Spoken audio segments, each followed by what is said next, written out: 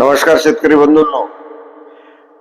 मासानोबु फुकाओका यांच्या निसर्ग शेतीबद्दल मी 2 व्हिडिओ तुम्हाला टाकले. मी स्वतः निसर्ग शेती केली, तो अनुभव सुद्धा मी त्यामध्ये शेअर केला. आणि मासानोबु फुकाओका यांचं वन स्ट्रॉ रिव्होल्यूशन किंवा गवताच्या काडातून क्रांती हे पुस्तकही मी तुम्हाला माझ्या दुसऱ्या व्हिडिओमध्ये शेअर केलं. बंधूंनो, मला निसर्ग शेतीमध्ये जे अपयश मिळालं त्याची मी तुमच्याशी चर्चा केली आणि एक अर्थशास्त्राच्या दृष्टीनं ती काही फार परवडली नाही असंही मी त्या माझ्या मागच्या व्हिडिओमध्ये नमूद केलं. परंतु बंधूंनो, निसर्ग शेती जी आहे मी फेल झालो त्याची कारण मीमांसा मी आपल्याशी करू इच्छितो. कारण या निसर्ग शेतीतून आपल्याला विषमुक्त अन्न मिळते आणि विषमुक्त अन्न ही तुमची आमची जगाची गरज आहे. त्यामुळे या शेतीवर प्रयोग होत असले पाहिजेत. या प्रयोगामध्ये होणाऱ्या चुका शेतकऱ्यासमोर आणि समाजासमोर किंवा जे करणार आहेत त्यांच्यासमोर आल्या पाहिजेत. या उद्देशानं मी माझ्या चुकाची आज चर्चा करणार आहोत. तर मासानोबु फुकाओका यांनी जी निसर्ग शेती केली तर त्यांनी ते सगळे प्रयोग जपानमध्ये केले आणि जपानचं पाऊसमान, तिथलं हवामान याला पोषक अशी पिकं त्यांनी निवडली. पावसाळ्यामध्ये धान आणि धानासारखी इतर पिकं आणि रब्बी किंवा हिवाळ्यामध्ये बार्ली, गहू अशा प्रकारची पिकं आणि फळझाडामध्ये संत्रावर्गीय किन्नू नावाच्या जातीची संत्री किंवा तशा प्रकारची फळझाडं ही त्यांनी निवडली. ते शेतीचे फार मोठे अभ्यासक होते. त्यांना या शास्त्राची पूर्ण जाण होती. त्यांना पिकावर येणाऱ्या बुरशी, पिकावर येणाऱ्या किडी, पिकाची वाढ या सगळ्याची इत्थंभूत माहिती होती आणि म्हणून कोण्या वेळी काय करायला पाहिजे आणि आपलं पीक वाढवायला पाहिजेत हे त्यांना चांगलं अवगत होतं. तर माझा अभ्यास कमी पडला. मला पाहिजे तशा जाती निवडता आल्या नाही.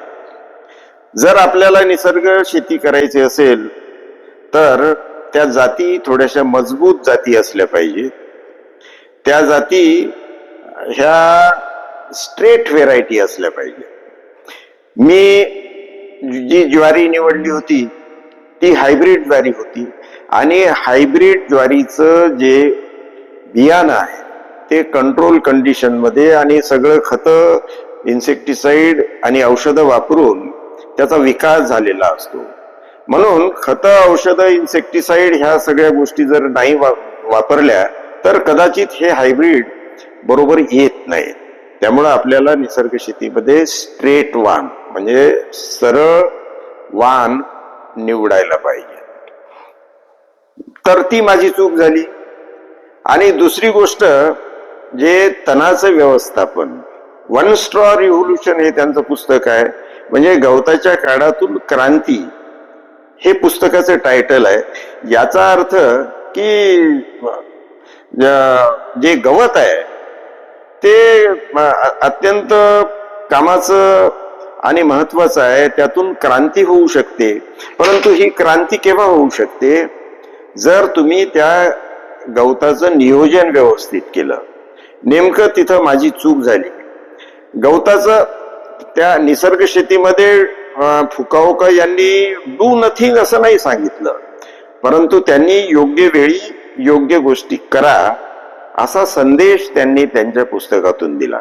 म्हणजे गवत पीक एस्टॅब्लिश झाल्यानंतर जे गवत वाढते त्या गवताचं व्यवस्थापन ते तण फुलावर येण्याच्या आधी कापून तिथेच टाका. म्हणजे गवताचं मल्चिंग करा तिथेच.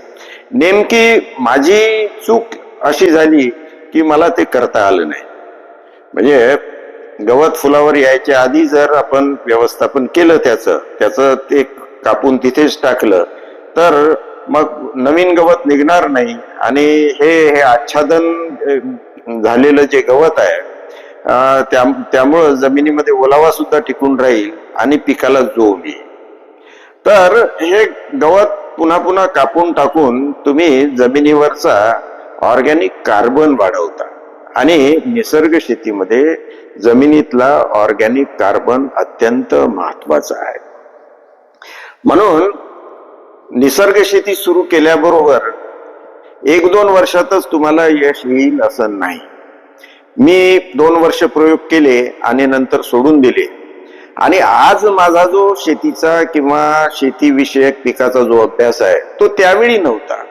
कदाचित मी आज जर काही प्रयोग केले निसर्ग शेतीवर ते कदाचित यशस्वी होतील आणि थोड्याफार प्रमाणात माझे प्रयोग चालूच असतात.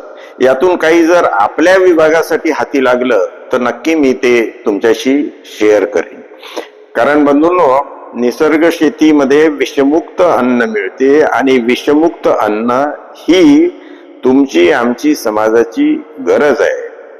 त्यामुळं ते प्रयोग चालू राहावेत विद्यापीठात किंवा शेतकऱ्याच्या स्तरावर सुद्धा, वैयक्तिक स्तरावर सुद्धा.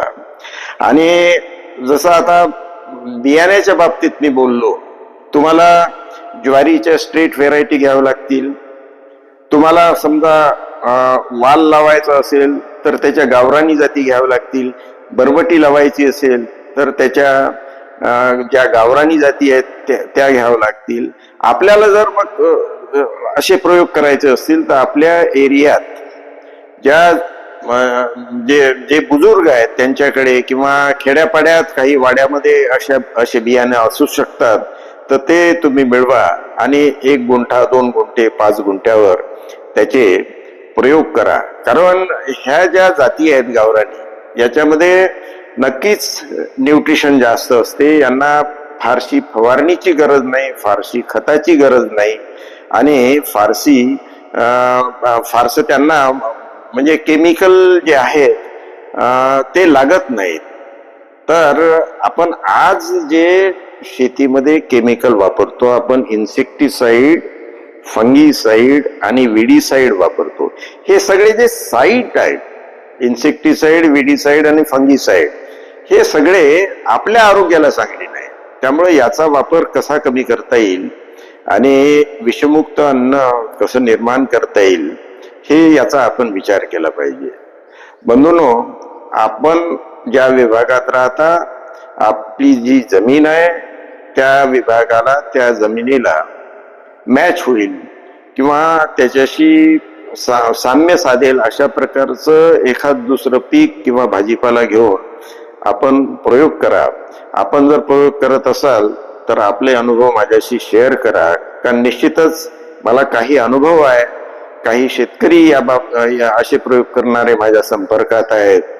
तर बंधूंनो, तुम्ही आम्ही आपण सर्व मिळून विषमुक्त अन्न निर्माण करण्याचा प्रयत्न करू आणि फुकाओका यांचा जो प्रयोग आहे तो जमेल तिथे, जमेल त्या पद्धतीनं विषमुक्त अन्न निर्माण करण्यासाठी आपण तो पुढे नेऊ असं मी आपल्याला आवाहन करतो आणि आपली रजा घेतो. धन्यवाद.